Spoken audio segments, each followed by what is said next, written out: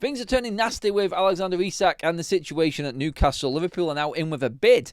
But listen to this. To kickstart the show today, this is Football Talks, bringing you your full transfer update on everything that's going on in the Premier League right now. There's only one place to start, and that is the official, well, according to Newcastle, not official real bid for Alexander Isak. But this is where we're at right now. David Ornstein has reported that Newcastle have rejected a £110 million bid, I think with $10 million in add-ons, for Alexander Isak. Craig Hope of the Daily Mail, North East correspondent up there at Newcastle, reporting on Newcastle constantly, says on this: Newcastle baffled by Liverpool's £110 million lowball bid for Alexander Isak. $10 million below informal offer. Sources believe they've strung along the striker, making him feel like he is going to be a Liverpool player.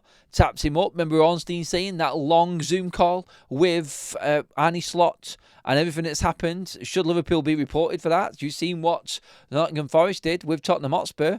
Like, they said, look, you're not going to go back into him again, or we're going to report you to the Premier League. The next thing you hear is Gibbs White is signing a new contract at Nottingham Forest. Should the same happen here? Like, have Liverpool approached Alexander Isak illegally right now? Because the relationship between Newcastle and Liverpool looks completely shot here right now. He also says that anger and conduct and suspicion, they've bottled it, as in Newcastle now, after everything they've done with Isak, have bottled actually going in for him. Now, this is a Newcastle angle on this, and I have to make that very clear that they are pushing this, and Craig Hope is pro-Newcastle, reporting up there from the northeast side of things for the Daily Mail, and he has always been pro-Newcastle in a lot of his reports with dealings. He also said today that Newcastle are also out of the Benjamin Sesko chase against Manchester United. Sesko has made it clear that he wants Manchester United. He also says that they have created sympathy for Isak, feelings he's been badly advised, making Newcastle look like the bad guys. That, I think, is Newcastle's anger, and that is a full-on lash out here. But this, don't forget, is a Newcastle United reporter being told by Newcastle what the club is feeling right now. Liverpool could come back and say it's a completely different ballgame. The player wants a transfer. He's asked to be transferred out, and Newcastle are not allowing that. Look, Newcastle hold the cards here no matter what you say. They're the ones who have got the player. They can ask for the price that they want. He's under contract with them, and he has still got a hefty contract at St James's Park with Newcastle. The problem we've got here is that Liverpool now have made a bid which they were hoping convinced Alexander Isak, I think, that they wanted him.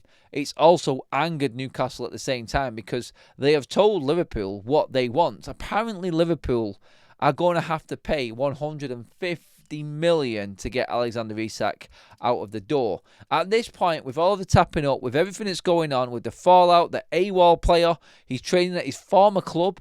How can a player be training at a former club that you paid and that you paid to get Alexander Isak in, and now that player now is actually on your books and you're paying his wages? How does he go back? How does he have the right to go and play away from his club that's paying his wages? A former club at that as well. This is embarrassing for Newcastle here, and they're angering this. I think they have gone down every single part of this that they feel they can have a go at Liverpool with here and put it out in the paper and put it out in this report, I feel, because they are lashing out here at the way that this has gone down.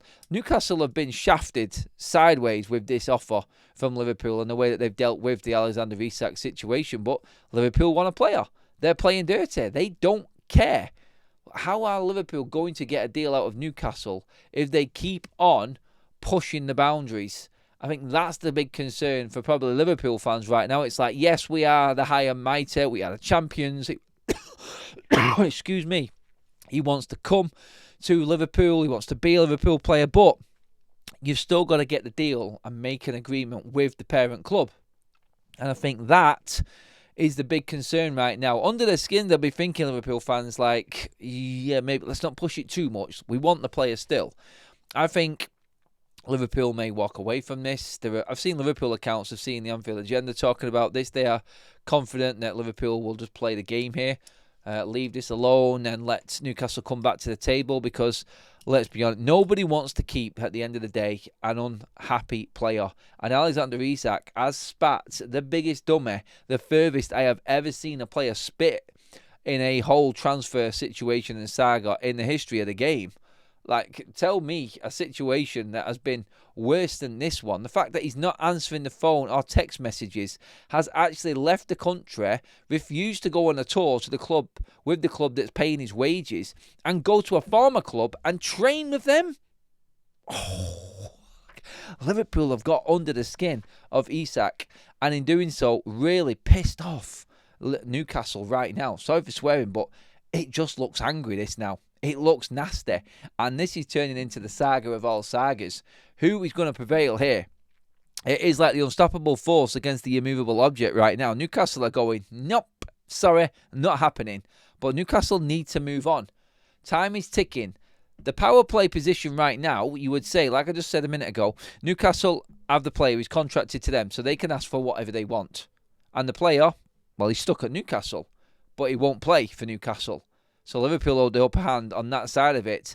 The player has clearly made his decision. He's not going to play for Newcastle again. Newcastle fans are actually posting banners outside now of St James's Park on railings, calling Alexander Isak every name under the sun.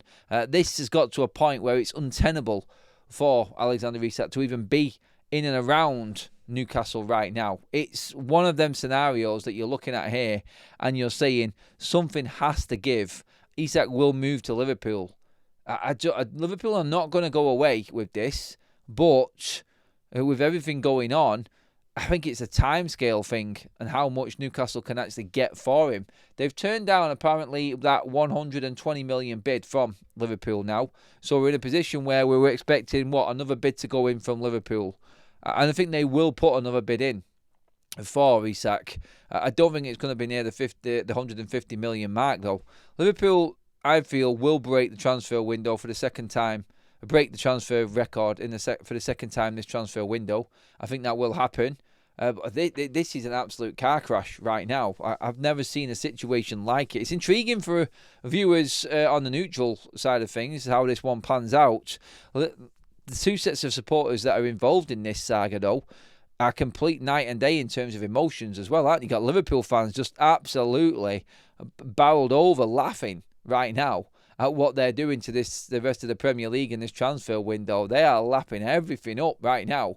And you've got Newcastle fans that are literally like clinging on with the fingernails from falling off into the abyss right now. And everything just seems doom and gloom around Newcastle after such a impressive season, winning a trophy, getting into the Champions League. How is it falling apart to this extent and to this level? It's crazy to see. I have no idea how this is going to pan out, except I think the only thing I can see happening is Liverpool coming back with another bid after this rejected one. It won't be what Newcastle want, but we're 30 days away from the window shutting. Newcastle have got a player that doesn't want to be there and he's not going to play. What are they going to do? They're going to be without a striker next season. They've lost Callum Wilson and they haven't got a replacement for Alexander Isak. Whether they keep him or not, Isak doesn't want to play for him. They have to buckle, don't they? And they have to accept the next bid that comes in for Liverpool just so they can move forward with their transfer window. It is absolutely ridiculous what is going on right now. But this is the British transfer window and anything is doable. But when you've got two big rivals going at it, it's always going to get to this stage where there is mass fallout. And at the moment, I challenge anybody in the comment section to come back with a different transfer saga that's been as crazy as this one anyway. Give the video a like, everybody. I'll see you in the next video. Make sure that you also subscribe so you know when that next video is coming as well. And get into the comments. Let me know. Name me a saga that has had more controversy than this one.